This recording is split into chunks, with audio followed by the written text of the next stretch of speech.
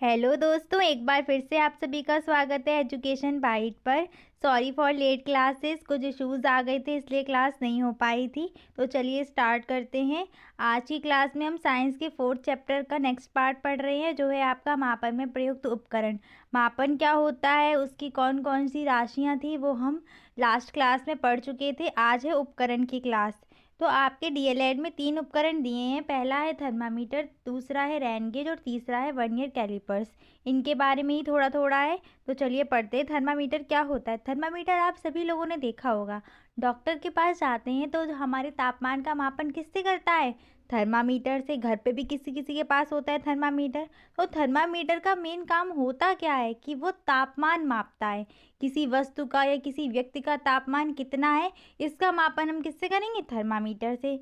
इसके आविष्कारक हैं आपके गैलीलियो। थर्मामीटर तापमान को मापने का उपकरण है। किसी वस्तु की उष्णता या ताप की विश्वसनीय माप के लिए थर्मामीटर का प्रयोग किया जाता है। इसमें तापमान को सेल्सियस पैमाने, केल्विन और फ़ारेनहाइट में मापा जाता है। जो आपका थर्मामीटर होता है, इसमें आपका जो तापमान है वो सेल्सियस में भी मापते हैं हम, केल्विन में भी मापते हैं और फ़ारेनहाइट में भी मापते हैं। जो आपका डॉक्टरी थर्मामीटर होता है, वहाँ पे जो आपका टेम्परेचर मापा जाता है वो फ़ारेनहाइट में आपका मापा जाता है, सेल्सियस में नहीं होता है। वो आपका किस में होता है? फ़ारेनहाइट में होता है। और जो केल्विन है आपकी, वो ताप की आपकी मात्रक है। आपका एसआई पद्धति में या एमकेएस पद्धति में आपका जो मात्रक आएगा वो आपका तापमान का केल्विन ही होता है। आगे देखते हैं। थर्मामीटर आप सभी लोगों ने देखा हुआ, कांच का होता है, पतला सा, और उसमें एक अंदर पतली सी नली होती है जिसमें आपका पारा ऊपर नीचे होता है, मतलब चढ़ता है जब ताप बढ़ता है और जब वैसे उतरता है पारा नीचे। तो होता क्या है इसमें, यह एक लंबी बारीक कांच की एक समान व्यास की नली होती है। इसके एक सिरे पर बल्ब होता है जिसमें आपका पारा भरा होता है। कुछ इस तरीके से आपका थर्मामीटर होता है। अगर आपके पास हो तो आप ऐसे देख लीजिएगा। और यहाँ पे आपका पारा होता है और ये पारा कुछ इस नली में चढ़ता है। यहाँ पे आपके मान दिए गए होते हैं और जहाँ तक पारा चढ़ के जाता है हम उसी मान को, उसका टेम्परेचर मान लेते हैं। ठीक है, तो इसमें चमकीली धारी में पारा आपका दिखाई देता है। डॉक्टरी थर्मामीटर में हम तापमान, ये क्वेश्चन आपका मोस्ट इम्पॉर्टेंट है, पूछा जाता है कि डॉक्टरी थर्मामीटर से हम कितने डिग्री सेल्सियस तक ताप माप सकते हैं, कितने से कितने तक माप सकते हैं। तो आपका वहाँ पे 35 डिग्री सेल्सियस से 42 डिग्री सेल्सियस तक का जो तापमान है, सिर्फ इतने बीच का ही तापमान आपका डॉक्टरी थर्मामीटर से मापा जाता है, सेल्सियस में। ठीक है, और मानव शरीर का जो तापमान है वो मापा जाता है डॉक्टरी थर्मामीटर से। अब ये जो आपका सेल्सियस में है और आपका फ़ारेनहाइट में है, वो स्वस्थ मानव शरीर का तापमान कितना होता है। तो आप याद रखिए, स्वस्थ मानव शरीर का तापमान डिग्री सेल्सियस में आपका 37 डिग्री सेल्सियस और फ़ारेनहाइट में आपका 98.6 फ़ारेनहाइट होता है। ठीक है, ये आपका बाकी के और जो एग्ज़ाम है उसमें भी आता है, पूछा जाता है। आपको कहीं कहीं 98.4 भी मिल जाता है, वो नहीं है आपका। जो करेक्ट आंसर है वो है आपका 98.6 फ़ारेनहाइट। ठीक है, ये दोनों क्वेश्चन बहुत इंपॉर्टेंट है आपके। स्वस्थ मानव शरीर का तापमान सेल्सियस में कितना होता है, तो 37 डिग्री सेल्सियस, और फ़ारेनहाइट में कितना होता है, तो वो है आपका 98.6 फ़ारेनहाइट। और डॉक्टरी थर्मामीटर से हम कितने से कितने तक तापमान, या सीमा कितनी होती है उसमें ताप मापने की, तो वो आपकी 35 डिग्री सेल्सियस से 42 डिग्री सेल्सियस तक होती है। थर्मामीटर आपके 2 प्रकार के होते हैं। फर्स्ट है आपका एनालॉग और दूसरा है डिजिटल। तो एनालॉग थर्मामीटर में क्या होता है, ये कांच का बना होता है, इसमें पारा होता है और जब तापमान जैसा ज़्यादा होगा वैसा ये पारा ऊपर चढ़ेगा। ठीक है, जो सभी ने देखा होगा, पहले ये थर्मामीटर बहुत चलते थे और अब भी चलते हैं थर्मामीटर, ये एनालॉग वाले। और डिजिटल में क्या होता है, इसमें एक डिस्प्ले ऐसे बनी होती है कुछ इस तरीके से यहाँ पे, और यहाँ पे आपका जो है तापमान आता है, मतलब डिजिटल तरीके से। ठीक है, इसमें एक सेंसर लगा होता है और उसी से आपका तापमान दर्शाता है। नेक्स्ट है आपका वर्नियर कैलिपर्स।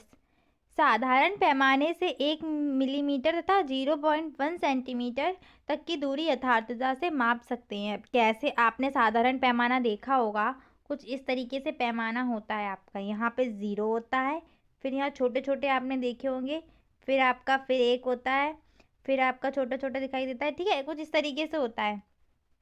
तो उसमें होता क्या है आपका कि जो आपके ये जो 2 छोटी छोटी लाइन होती है, इनके बीच की जो दूरी होती है ये आपकी होती है 0.1 सेंटीमीटर या फिर आपकी 1 मिलीमीटर होती है। तो वो इतनी ही दूरी अगर शुद्धता से नापेगा, आपका जो नॉर्मल स्केल है वो इतनी, यानी कि 0.1 सेंटीमीटर की दूरी को शुद्धता से नाप सकता है। ठीक है, उससे अगर सूक्ष्म दूरी है, उससे छोटी दूरी है, तो उसे वो शुद्धता से नहीं नाप पाएगा। मान लीजिए ये आपके 2 कॉलम दिए हैं आपके नॉर्मल थर्मामीटर में। कोई मैं वस्तु लेकर आई और वो वस्तु मेरी बहुत छोटी सी थी, यानी कि वो वस्तु मेरी इन दोनों कॉलम के बीच पूरा पूरा नहीं आई, तो क्या इसकी लंबाई को वो शुद्धता से नाप पाएगा? नहीं नाप पाएगा। ठीक है, तो जब इससे भी छोटी दूरी को अगर हमें शुद्धता से नापना हो तो हम क्या करेंगे? वहाँ पे वर्नियर कैलिपर्स का यूज़ करेंगे। ठीक है, आप सभी लोगों ने वर्नियर कैलिपर्स देखा होगा, ये 9th क्लास में ये वाला टॉपिक था। नहीं है तो अभी मैं दिखा देती हूँ आपको। ये देखिए, वर्नियर कैलिपर्स कुछ इस तरीके से होता है आपका। इसमें 2 पैमाने होते हैं, एक ये वाला है आपका और ये कि ये नॉर्मल स्केल है। जो इसमें आपको ये 2 कॉलम दिखाई दे रहे हैं ना, छोटे छोटे जो 2 दिखाई दे रहे हैं, ये आपके क्या है? ये आपका 1 मिलीमीटर। ठीक है, ये आपकी 1 मिलीमीटर है। जैसे आपका ये 2 कॉलम जो आपको छोटे छोटे दिखाई दे रहे हैं, इनके बीच की दूरी क्या है? 1 मिलीमीटर या 0.1 सेंटीमीटर। तो जो आपका नॉर्मल स्केल है ये केवल इतनी ही दूरी को शुद्धता से नापेगा। ठीक है, इससे भी छोटी दूरी अगर हमें देखनी है तो हम उसके लिए क्या यूज़ करेंगे? उसके लिए हम वर्नियर कैलिपर्स का यूज़ करेंगे। इसमें क्या है? 2 पैमाने होते हैं, एक पैमाना ये होता है और एक पैमाना आपका मुख्य पैमाना, जो मुख्य स्केल जिससे हम अपने ज्योमेट्री में यूज़ करते हैं वो वाला स्केल होता है। तो इसमें क्या होता है, जब हमें किसी की लंबाई नापनी है तो उस वस्तु को यहाँ पे रख लेते हैं और इसको, इस वाले स्केल को पेच द्वारा आगे पीछे कर सकते हैं। ठीक है, इसको जब पेच द्वारा आगे ले आएंगे उसके बाद हम करते क्या हैं कि मुख्य पैमाने के जो मान होता है उसको नोट कर लेते हैं और जो वर्नियर कैलिपर्स का जो ये वाला पैमाना है, इस पर जो पैमाना है उसको नोट कर लेते हैं। फिर जो कैलकुलेशन की जाती है फिर वहाँ से उसका मान निकलता है। तो वो आपके उसका नहीं है इतना, बस इतना ही समझ लीजिए कि वर्नियर कैलिपर्स का यूज़ क्या करते हैं जब हमें 1 मिलीमीटर या फिर 0.1 सेंटीमीटर से भी छोटी दूरी का मापन करना हो तो वहाँ पर आपका वर्नियर कैलिपर्स, स्क्रू गेज वगैरह भी आ जाते हैं, इन सब का यूज़ करते हैं। देखिए, वर्नियर कैलिपर्स की रचना फ्रांसीसी गणितज्ञ पियरे वर्नियर ने की थी। यह एक ऐसी युक्ति है जिसके द्वारा किसी छड़ या बेलन की लंबाई, गोलों का व्यास आदि का मान दशमलव के दूसरे अंक तक सही सही नापा जा सकता है। यथार्थ का मतलब यहाँ पर शुद्धता से है, यानी कि सही सही मान से है। आपका जो वैसा स्केल था, नॉर्मल वाला स्केल जिसे हम ज्योमेट्री में यूज़ करते हैं, उससे कितना नाप सकते थे हम? 0.1 सेंटीमीटर, यानी कि दशमलव के बाद केवल 1 अंक तक। और जो वर्नियर कैलिपर्स है इससे क्या नापेंगे? दशमलव के बाद 2 अंक तक जो मान होगा आपका वो शुद्धता से पता चल जाएगा। किससे? वर्नियर कैलिपर्स से। अब आपका अल्पतमांक पूछा जा सकता है, मुझे इम्पॉर्टेंट लगाइए। अल्पतमांक क्या होता है? तो किसी यंत्र का अल्पतमांक वह छोटी से छोटी राशि है जिसे कोई यंत्र यथार्थ पूर्वक नाप सकता है। कोई भी यंत्र हमने ले लिया और वो यंत्र जितनी दूरी शुद्धता से नाप सकेगा या जितना मान शुद्धता से दे सकेगा वही उसका क्या हो जाएगा? अल्पतमांक। जैसे आपका जो स्केल था वो कितना नाप सकता था? 0.1 सेंटीमीटर। ठीक है, तो उसका जो अल्पतमांक कितना हो जाएगा? 0.1 हो जाएगा। ठीक है, नेक्स्ट है रेन गेज। तो रेन गेज, रेन समझ में आ रहा है ना, बारिश। तो बारिश मापने का ये यंत्र होता है। ठीक है, इसको हम घर पर बनाते हैं।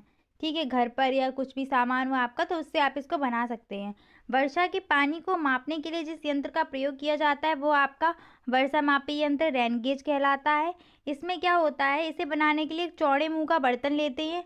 कुछ इस तरीके से आपका बर्तन लेंगे हम।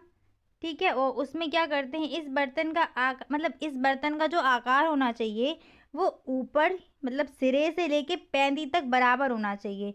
ऐसा नहीं कि हमने गिलास ले लिया, सॉरी, ऐसा नहीं कि हमने गिलास ले लिया कुछ इस तरीके से ऐसे करके।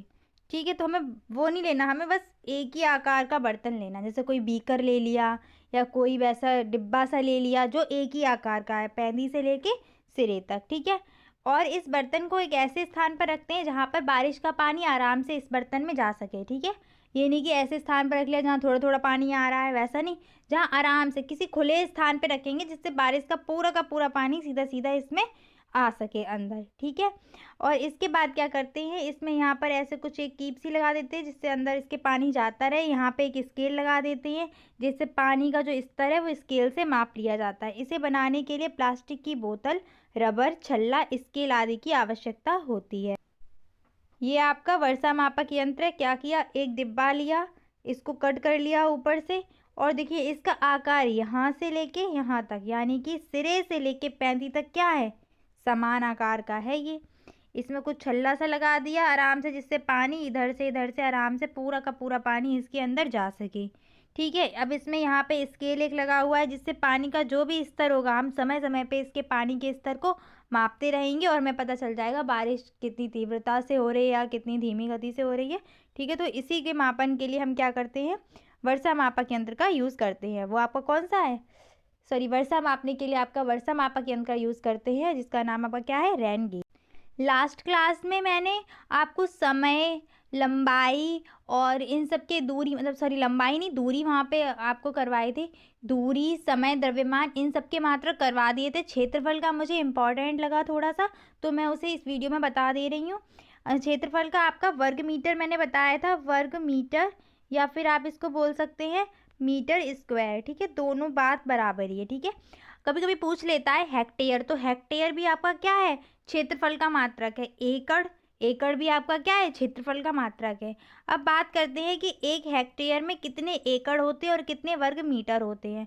तो एक हेक्टेयर में आपके 2.47 एकड़ होते हैं और आपके 10,000 वर्ग मीटर होते हैं, ठीक है। और एक एकड़ में कितने वर्ग मीटर होते हैं, तो आपके 40-47 वर्ग मीटर होते हैं। और एक वर्ग फुट में आपका 0.09 या 0.09 आपका वर्ग मीटर होता है, किसमें, एक वर्ग फुट में, ठीक है। तो आपका ये हेक्टेयर वाला, ये तीनों ही बहुत इंपॉर्टेंट है, ये आपके पूछे जा सकते हैं। अब कुछ अन्य मापक यंत्र जो इम्पोर्टेंट लग रहे थे तो उनको मैं इसमें समझा रही हूँ आपको। अमीटर, ऐसे पूछ लिया जाता है कि निम्नलिखित, मतलब अमीटर का यूज़ किसके मापन में करते हैं, या फिर विद्युत धारा के मापन में किस मीटर का यूज़ करते हैं या किस मापक यंत्र का यूज़ करते हैं। तो फिर आप वहाँ पे आपको आंसर लगाना होगा। तो पहला है आपका अमीटर। अमीटर से हम विद्युत धारा का मापन करते हैं, ठीक है। विद्युत धारा का अमीटर से मापन करेंगे। वोल्ट मीटर, वोल्ट मीटर से विभवांतर का मापन करेंगे, या वोल्टेज आपका जो होता है ना उसका मापन करेंगे। बैरोमीटर से वायुमंडलीय दाब का मापन करें, ये आपका मोस्ट इम्पॉर्टेंट है, कई एग्जाम में पूछा भी गया ये वाला क्वेश्चन। ऑडियोमीटर, तो ऑडियो पता है, ऑडियोमीटर, तो ये आपका ध्वनि की तीव्रता मापते हैं इससे। क्रोनोमीटर, क्रोनोमीटर से मापते हैं हम समुद्री जहाज़ों का सटीक समय, क्रोनोमीटर से बताया जाता है। नेक्स्ट है हाइग्रोमीटर। आपके दो हैं, एक है आपका हाइग्रोमीटर और एक है आपका हाइड्रोमीटर, ठीक है। तो ग्रो वाला आपका किया जाता है वायुमंडलीय आर्द्रता मापने में, यानी कि वायुमंडल में कैसी आर्द्रता है, कितनी नमी है, वो मापने में किसका करेंगे, हाइग्रोमीटर का। और ड्रो वाले का, यानी कि हाइड्रो का यूज़ करते हैं द्रव का आपेक्षिक घनत्व मापने में, ठीक है। तो आप जैसे भी आपको लगे वैसे इसको याद कर लीजिए, दोनों बहुत कंफ्यूज करते हैं। हाइड्रोमीटर, तो देखो ऐसे भी याद कर सकते हैं कि जो द्रव का घनत्व, यानी कि द्रव क्या, पानी, पानी मान लो, तो उसमें हाइड्रोजन होता है ना, तो वहाँ से याद कर लो कि हाइड्रोजन से आपका आपेक्षिक घनत्व वाला हो जाएगा। जैसे भी आपको अच्छा लगे वैसे आप याद कर सकते हैं। हाइड्रोमीटर द्रव का आपेक्षिक घनत्व मापने वाला, और हाइग्रोमीटर ये इसमें वायुमंडल की आर्द्रता मापते हैं, वायुमंडल में कितनी नमी है वो। कैस्कोग्राफ, कैस्कोग्राफ से आपका पौधों की वृद्धि का मापन किया जाता है, और कैस्कोग्राफ की खोज आपकी की थी जगदीश चंद्र बसु ने, ठीक है। कैस्कोग्राफ से हम पौधों की वृद्धि का मापन करते हैं। फेदोमीटर, समुद्र की गहराई का मापन किया जाता है। और सिस्मोग्राफ तो सभी को पता होगा, भूकंप की तीव्रता का मापन करते हैं सिस्मोग्राफ पे। और रिक्टर स्केल भी आपका भूकंप से ही रिलेटेड है, ठीक है। वहाँ पे मतलब वो रिक्टर पैमाना है एक, और ये आपका यंत्र है सिस्मोग्राफ, ठीक है। एक बार फिर से रिवाइज कर लें। अमीटर विद्युत धारा के मापन में, वोल्ट मीटर विभवांतर के मापन में, बैरोमीटर आपका वायुमंडलीय दाब मापने में, ये आपका मोस्ट इंपॉर्टेंट है बैरोमीटर। ऑडियोमीटर ध्वनि की तीव्रता मापने में, क्रोनोमीटर समुद्री जहाज़ों का सटीक समय बताने में, हाइग्रोमीटर आपका वायुमंडलीय आर्द्रता मापने में, हाइड्रोमीटर आपका किसी द्रव का अपेक्षित घनत्व मापने में, कैस्कोग्राफ पौधों की वृद्धि मापने में, फेदोमीटर समुद्र की गहराई मापने में, सिस्मोग्राफ भूकंप की तीव्रता नापने में। ठीक है, सारे आपको याद हो गए हैं। अब आगे कुछ और इम्पोर्टेंट चीज़ें हैं जो देख लेते हैं। ये कुछ और इम्पोर्टेंट फैक्ट है जो मुझे लगा कि शायद आपसे पूछे जा सकते हैं। होता क्या है कि आपके साइंस में सिलेबस थोड़ा कम है, ठीक है, मतलब जो दिया गया है सिलेबस उससे क्वेश्चन कुछ अच्छे अच्छे बनते नहीं हैं। तो वो करते क्या है, फिजिक्स के क्वेश्चन के लिए वो कुछ ना कुछ मापक यंत्र उठा लेते हैं और उनके बारे में पूछ सकते हैं। ठीक है, तो वही मैंने ले लिया है। आपका पहला है विद्युत मोटर। तो इसमें ये पूछा जाता है कि विद्युत मोटर में जो ऊर्जा होती है वो किस रूप में चेंज होती है, कौन सी ऊर्जा किस में चेंज होती है। डिटेल में अभी है नहीं आपका, तो डिटेल में नहीं बता रही हूँ, वो आपका नेक्स्ट टर्म में होगा तो वो वहाँ पे पढ़ लेंगे हम।